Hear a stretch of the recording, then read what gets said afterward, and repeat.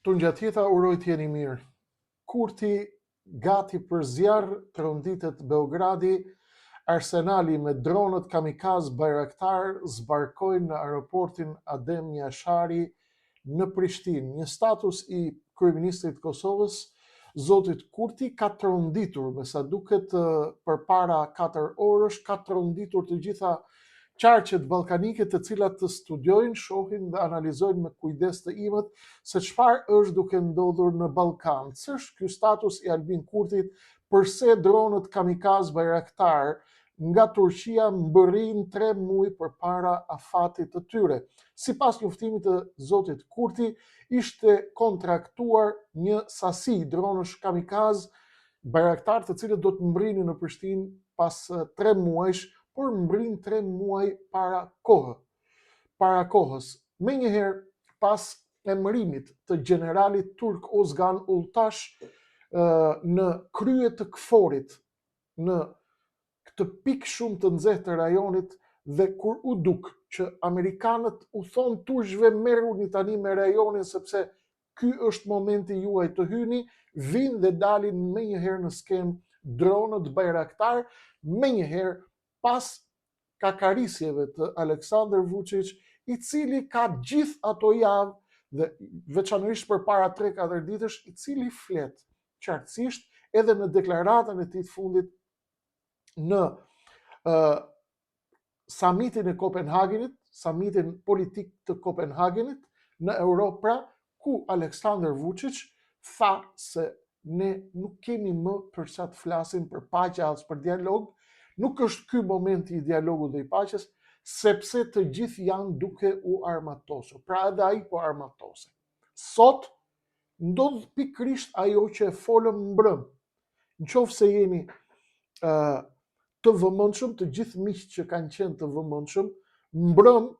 dhe sot paradite dhe dje gjithë ditën dhe një ditë më parë gjatë gjithë ditës, ju kam thënë se ky është momenti që Kosova dhe shqiptarët të mos rrinë më në mbrojtje, por të hidhen në sulm. Erdhi reagimi i Albin Kurtit në mënyrë brillante për të treguar dhe për të bërë atë që duhej bërë. Ky ishte momenti për të kaluar nga faza e mbrojtjes, nga një shtet dhe nga një vend i cili rri gjithkohës duke u ankuar nëpër kancelaritë ndërkombëtare. Shiko se Vučići po na kërcënon, Vučići po na rreh, Vučići na shan, Vučići po na dërmon, Vučići po na shantazhon, kaluam në tregim dhëmbësh. Ky është një sinjal jashtëzakonisht i fuqishëm ushtarak që tregon modernizimin e FSK-s, forcave të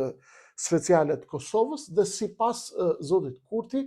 sigurisht ka mijëra dron Bayraktar që kanë mbritur tashmë në aeroportin Adem Jashari, dhe ai tregon se përveç dronëve kemi edhe kapacitetet nga antarët e FSK-s Kosovës, të cilët tashmë janë të trajnuar për përdorimin e atyre dronëve. Çfarë është duke ndodhur në Kosovë? Përse ky mesazh i Albin Kurtit në këtë moment? Si do të pritet mesazhi në Serbi? Cili do të jetë reagimi i Aleksandar Vučić pas nxjerrjes dhe ekspozimit të mijëra dronëve kamikaz Bayraktar që mbritën sot në Prishtinë? Si do të reagojë Moska pas këtij zhvillimi? Cili do të jetë reagimi i Kforit, i Washingtonit, të cilët sigurisht janë brenda konfigurimit dhe nuk është se nuk kanë informacion për këtë? Si do të ndikojë ky zhvillim tek hapat e mëtejshëm dhe tek ekuilibrat e forcës, tek balancat e forcës ndërmjet Serbisë dhe Kosovës, apo e thënë më ndryshe, e parë në një skemë më makro, në ekuilibrat ndërmjet aleancës Tiranë, Prishtinë, Kroaci, Zagreb, bashkë me Sloveninë, ndoshta më pas edhe me Sofjen.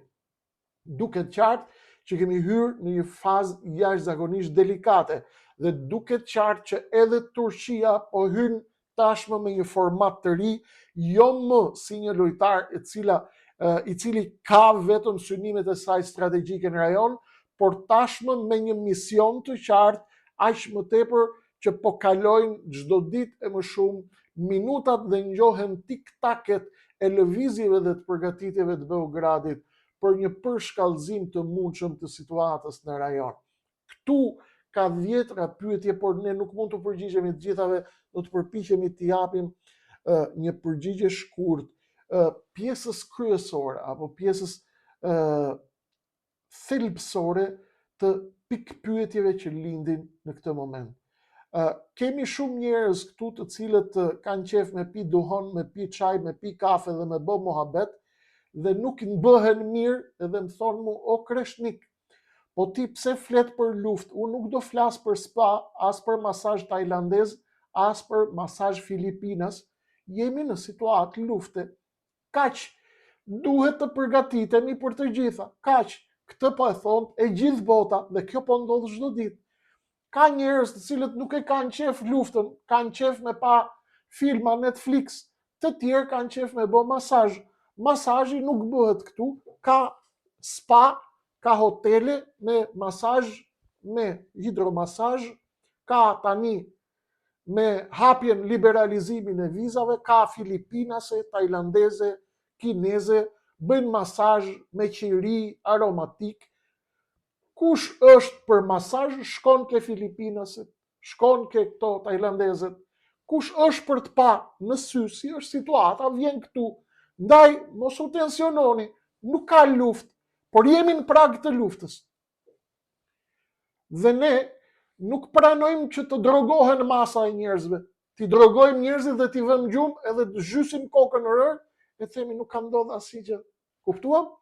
Ne do t'i flasim gjërat, sepse jemi njohës të fushës, jemi njohës të zhvillimeve dhe këto biseda i bëjmë me ata të cilët i mirëpresin këto biseda. Kush është frikacak, shko ke tajlandeze të bën masazh, ose pi nargjile, ose pi duhon, bën muhabet ke kafja, ke çaji, shef telenovela. Ka shumë telenovela, ka shumë rena, ka televizioni çfarë të doni ju, janë të mbushur me renat. Kush e ka zemrën e dobët, largohet shef diçka tjetër. Ne do t'ja tregojmë popullit të gjitha. Luftë nuk ka fillu, por jemi në prag të saj, sepse armatimi masiv i Serbisë nuk bëhet për të bërë balet, as për të bërë Dancing with the Stars, as për të bërë tango dashurie. Armët merren për t'i shti, për t'i godit, për t'i gjujt, ose në mish, ose në ajër, si t'jetë situata.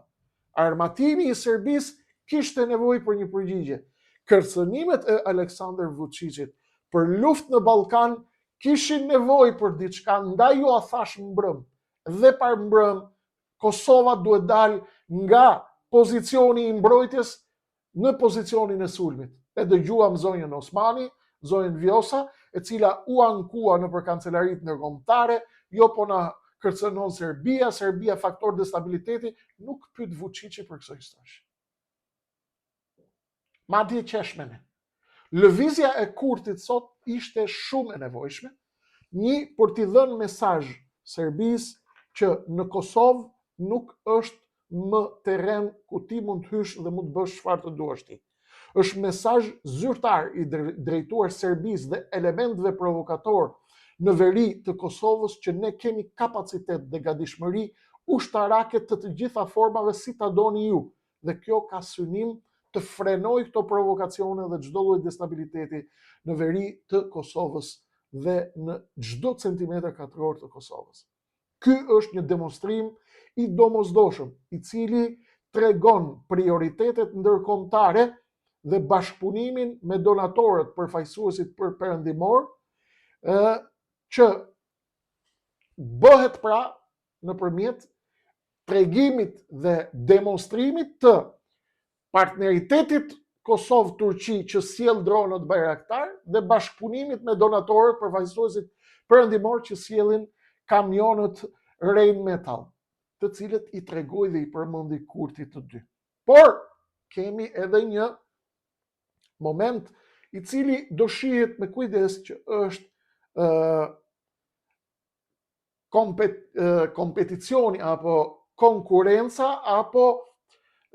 gara apo konkurenca strategjike gjeopolitike ndërmjet SBA-ve dhe Turqisë për sa i përket fushës së dronëve.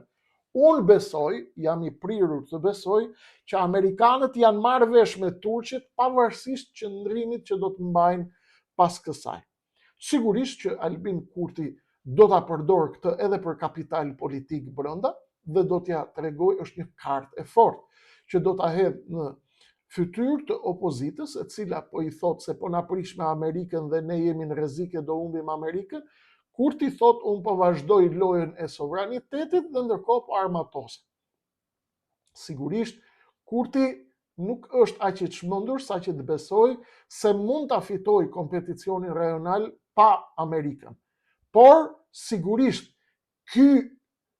moment dhe kjo lëvizje strategjike e Kurtit vjen në minutën dhe në sekondën e duhur për të përcjell mesazhet e deterencës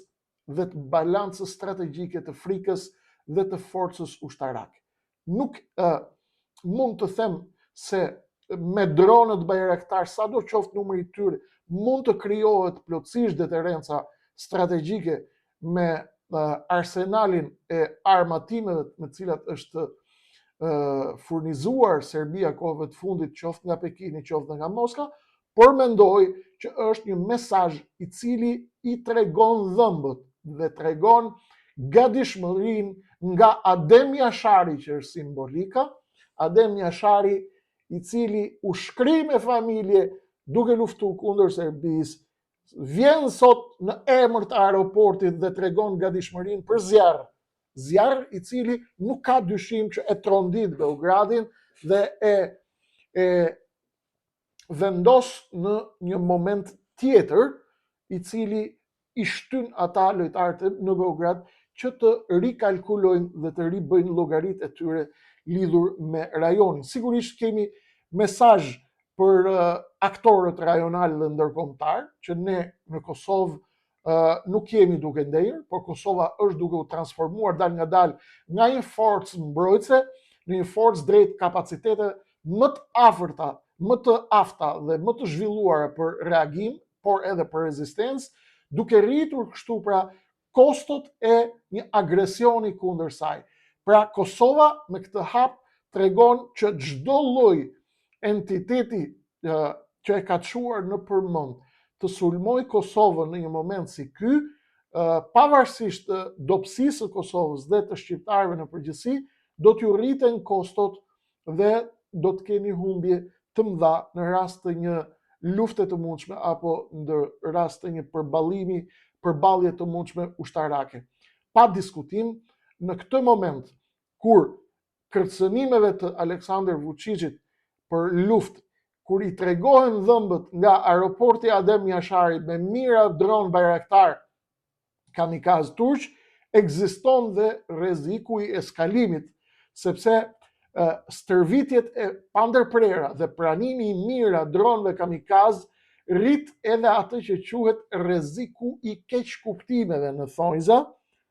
i keqkuptimeve, dhe kjo mund të nxjisë një lloj përshkallëzimi të përgjigjeve, të cilat e përdorin në momentin ose tensionimin e marrëdhënieve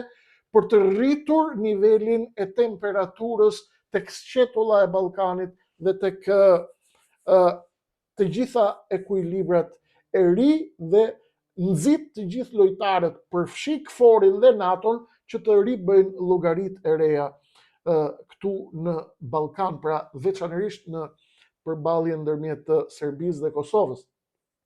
Kemi qartësisht një sinjal paralajmërues për përgatitje ushtarake, jemi qartësisht në një përgjigje për të gjithë arsenalin serb, të cilin ata e kanë treguar, e treguan edhe në paradën e fundit të armatimeve që u bën në Beograd, ku treguan arsenalin e tyre të raketave me tanke dhe me dron kinez CH-92A dhe ushtrimet e fundit të Serbisë tregojnë gatishmërinë e saj ushtarake. Pa diskutim, ky është një zhvillim jashtëzakonisht i rëndësishëm, delikat, i cili duhet studiuar me shumë kujdes dhe duhet analizuar me shumë kujdes, sepse këtu me duam apo nuk duam është dal nga dal duke u krijuar një spirale e armatimit, një tipar klasik i fazës para konfliktuale apo përpara përballjes dhe goditjes finale apo shkuarjes në një përballje ushtarake të drejtë për drejtë. Sigurisht lufta në Ukrainë ka ndarë sferat e ndikimit dhe Ballkani pa diskutim shihet si një vijë e dytë fronti,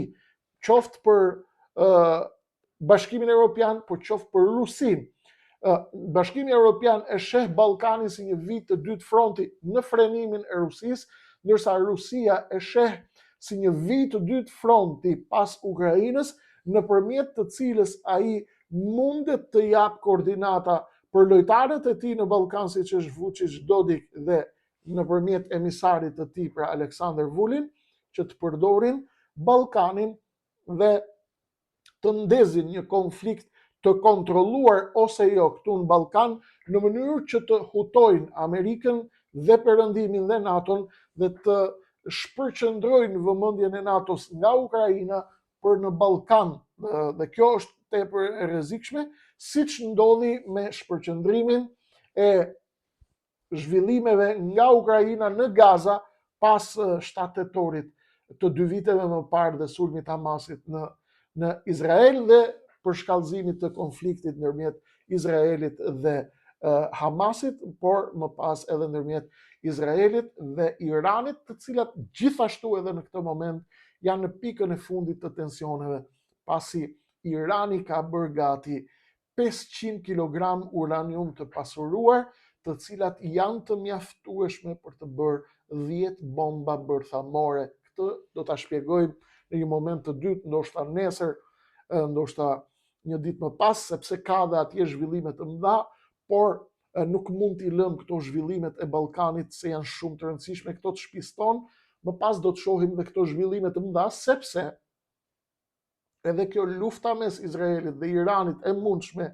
apo sulmet e Amerikës në lindjen e mesme, apo përgatitja e luftës në lindjen e mesme me Iranin ose jo, apo ndërmjet Izraelit dhe Iranit raundi i dytë për arsye të 500 kg dhe të afrimit të Iranit me armën bërthamore, do të ndikojë drejt për drejti tek lufta në Ukrainë dhe tek strategjia e Putinit dhe e lojtarëve të tjerë ndërkombëtar, të cilët për llogari të shpërqendrimit të Amerikës dhe të fuqive të NATO-s mundet të përdorin vatra të tjera tensioni, siç është Ballkani, për të ndezur konfliktin nëpërmjet Vučićit, Serbisë, dhe nëpërmjet Dodikut dhe nëpërmjet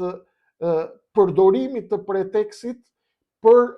rezultanten e spirales së armatosjes, e cila në thelb dhe në vetvete nuk është gjë tjetër përveç se një sinjal zjarri nga Kurti që ne jemi gati për të gjitha situatat dhe nuk jemi më, kujdes, kjo është shumë e rëndësishme, nuk jemi më në cep të dhomës, duke bërë viktimën apo duke bërë mbrojtjen, por jemi gati për gjitha situatat. Çdo përshkallëzim në Kosovë dhe çdo lloj përshkallëzimi i luftës apo i konfliktit apo i fërkimeve ndërmjet Kosovës dhe Serbisë në Ballkan është pikë mbështetje e rëndësishme për destabilizim të NATO-s këtu në juglindjet e Europës, dhe kjo mund të jetë një strategji shumë efikase që mund të përdoret nga Putini në këtë moment. Balanca e frikës është shumë e rëndësishme dhe mesazhi tjetër, balanca e frikës tashmë ndryshoi. Zoti Kurti sot me këtë paradë dhe me këtë status dhe me këtë tregim muskujsh tregon që nëpërmjet kamikazëve, dronëve Bayraktar kamikaz turq,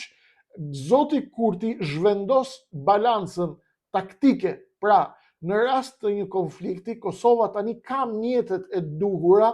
për të ndëshkuar çdo lloj avancimi toksor të këmbësorisë, ushtrisë këmbësorisë serbe, edhe me mjete të thjeshta, edhe me mjete të lira. Pra, çdo lloj vendimi i Vučićit për të shkuar në një përshkallëzim apo me këmbësori drejt Kosovës do të jetë me kosto të jashtëzakonshme për arsye tashmë të thyerjes së balancës së frikës, për arsye të gjendjes dhe të pranisë të dronëve kamikaz bayraktar. Dronët kamikaz ulin pragun psikologjik të përdorimit të forcës, dhe kjo është shumë e rëndësishme. Ulja e pragut psikologjik të përdorimit të forcës është shumë e rëndësishme sepse palët e ndjejnë se mundet të fitojnë shpejt. Pra, e kuptoni, kjo e ul nivelin e frikës, se të dyja palët janë të para përgatitura psikologjikisht se ne mund ta fitojmë shpejt betejën dhe kjo nuk bëhet pengesë që ata të shkojnë të patrembur pra në frontin e përballjes dhe në frontin e luftës. Kjo ka raste të tjera ushtarake, qoftë në Kaukaz, qoftë në lindjen e mesme, dhe kjo është një fazë pararëndëse e përplasjeve të kufizuara. Sigurisht SBA-ja dhe NATO do të mbajnë frena, do të luajnë në pozicionin neutral. Prania e KFOR-it dhe ndikimi amerikan në Kosovë pa diskutim janë faktorë të cilët kanë fuqi të ndikojnë dhe ta parandalojnë shpërthimin e madh, por nëse ndodh ndonjë incident serioz në veri të Kosovës, një dron që godet një objektiv gabimisht apo ndonjë provokim serb me grupe terroriste të Milan Radojčić dhe jo vetëm në veri të Kosovës, sigurisht fitili mund të ndizet dhe situata mund të dalë jashtë kontrollit në kuptimin dhe në dimensionin e një konfliktit kontrolluar. Ky do të ishte një konflikt i kontrolluar, pra siç u thash, dhe jo një luftë e plot, por sigurisht me pasoja të mëdha politike dhe simbolike. Nuk duhet harrojmë, në këtë moment jemi në momentin më të rrezikshëm që ka kaluar ndonjëherë rajoni pas luftës Kosovë. Pra pas vitit 1999. Ky është momenti më i rrezikshëm që kalon Kosova, shqiptarët dhe rajoni i Ballkanit. Në thelb ne jemi në momentin më të rrezikshëm pas 1999. Sigurisht asnjëra nga palët nuk dëshiron luftë, por të dyja palët po përgatiten për luftë. Sepse kjo është e pashmangshme. Serbia nuk do dhe nuk do të pranojë kurrësi që të humbas kontrollin mbi veriun e Kosovës, dhe Kosova në asnjë mënyrë nuk mundet ta tolerojë rikthimin e strukturave paralele në veri të Kosovës, sepse kjo është vije kuqe dhe duhet të jetë vije kuqe. Në këtë klim pra, kaq të ndezur kur baruti është i thatë, një incident sado i vogël mundet ta ndez përballjen e madhe në një përplasje të madhe dhe rreziqet janë potenciale. Të mbrim në një konkluzion të ftohtë dhe racional. Nuk jemi në luftë, por jemi në prag të luftës, ku armatosja, deklaratat, aleancat dhe simbolikat që përdorin aktorët kryesor të përballjes, duke filluar me kërcënimet e Vučićit dhe deklaratat e tij se bota po shkon në luftë dhe të gjithë po përgatiten për luftë. Pra ne duhet të përgatitemi për luftë, pra sepse ka luftë, dhe nga ana tjetër simbolika e përgjigjes së Kurtit tashmë, jo vetëm me deklarata, por me dy element kryesor. Një, me ardhjen e generalit turk në krye të KFOR-it duke tregu që një lojtar strategjik si Turqia po hyn fort në Ballkan dhe me sa duket ka marrë rol nga NATO dhe nga KFOR-i dhe nga amerikanët që të ruaj balancat gjeopolitik të rajonit. E dyta është ardhja dhe mesazhi i mirë e dronëve kamikaz, të cilët njoftohen në formën e ardhjes 3 muaj përpara se të plotësohet koha e zbatimit të kontratës. Dhe kjo do të thotë që ne jemi gati me efikasitet të plotë për t'ju përgjigjur çdo lloj befasie, çdo lloj zhvillimi të befasishëm apo çdo lloj përshkallëzimi të mundshëm të pabes të Vučićit dhe makinerisë ushtarake serbe për të shkuar në drejtim të destabilitetit të rajonit të Ballkanit. Pas një diskutim që mënyra e se si do të shkojë ky fërkim dhe kjo përplasje, mënyra se si do të zhvillohen simbolikat dhe cilat do të jenë rezultantet e simbolikave të përdorura kërcënuese, qoftë nga Aleksandar Vučić, qoftë nga përgjigja dhe zjarri nëpërmjet të cilit u përgjigj sot zoti Kurti, pa diskutim ato do të jenë të diktuara një nga llogaritë e Amerikës, nga llogaritë e NATO-s që është lejtari kyç determinant që përcakton kualitetin, cilësinë, intensitetin, por edhe kohën precize të NATO-s në ndërhyrjen e saj në konflikte të aleatëve të saj, pasi fuqitë dhe energjitë e NATO-s bashkë me strategjinë e Washingtonit për të përballë me lojën kineze e ruse dhe më pas të lojtarëve të tjerë satelitët e tyre në aleatët e tyre satelit në lindjen e mesme dhe jo vetëm, do të përcaktojnë si të themi trajektoren e këshillave të Washingtonit dhe trajektoren e lëvizjes së tyre në drejtim të rajonit Ballkanit në kuadër të uljes apo të rritjes së intensitetit të këtij përshkallëzimi, për arsye se NATO është e vetëdijshme se Vladimir Putini do të bëjë gjithçka që të transferojë vijën e dytë të frontit këtu në Ballkan në një vatër të nxehtë që të zbehet loja në Ukrainë, dhe kjo e bjen zjarrin shumë pranë shtëpisë europiane, dhe kjo e bën edhe Bashkimin Evropian, edhe Europën, edhe Londrën, edhe Brukselin, edhe Parisin, edhe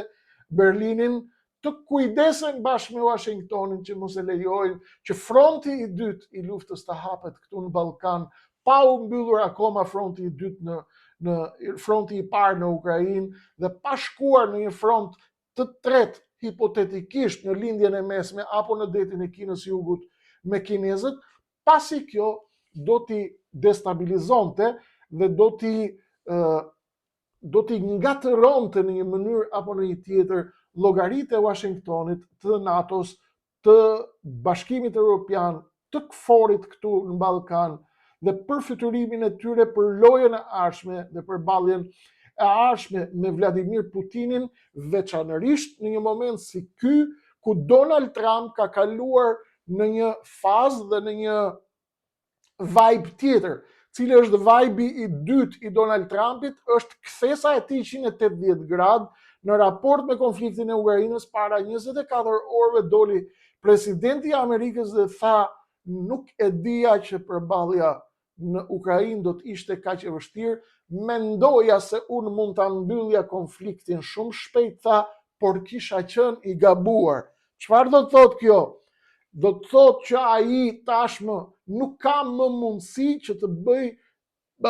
marrëveshje me Putinin të cilat bien strategjikisht ndesh me interesat e NATO-s dhe të aleatëve të tij në Europë. Ndaj Donald Trump doli dhe tha, e dija që mund ta mbyllja, mendova se konflikti i Ukrainës ishte edhe më i lehtë se konflikti i Gazës, por isha i gabuar. Kjo deklaratë e Donald Trump na tregon që përshkallëzimi në Ukrainë mund të ndodhë dhe do të ndodhë në rast se jemi në këto kushte, dhe kjo nuk e përjashton mundësinë që Vladimir Putini të aktivizojë frontin e dytë, vijën e dytë të frontit këtu në Ballkan, me lojtarët e tij Vučić dhe Dodik dhe me lojtarët e tyre të nëndheut të Ballkanit dhe veriut të Kosovës, për të destabilizuar, për të ndezur Ballkanin, dhe kjo e meritonte dhe e mori përgjigjen e duhur të Albin Kurtit me nxjerrjen e dronëve bayraktar dhe tregimin e gatishmërisë për çdo lloj konflikti, pavarësisht se ne nuk e urojmë dhe as nuk e dëshirojmë. Këto ishin të dhënat më të fundit, këto ishin zhvillimet më të fundit, do të ketë zhvillime të tjera të mëdha minutë pas minute. Unë do të jem aty nga këtu, nga Akademia Politike dhe Gjeopolitike e Lëvizjes Adeu, për t'ju bërë të qartë gjëra, trajtesa, zhvillime, kënd vështrime të cilat nuk do t'i dëgjoni në pjesën tjetër të mediave të Shqipërisë, por edhe më gjërë se aq. Kaq kishim për sonte, pjesën tjetër ju e dini si gjithmonë, vijon në numrin e ardhshëm.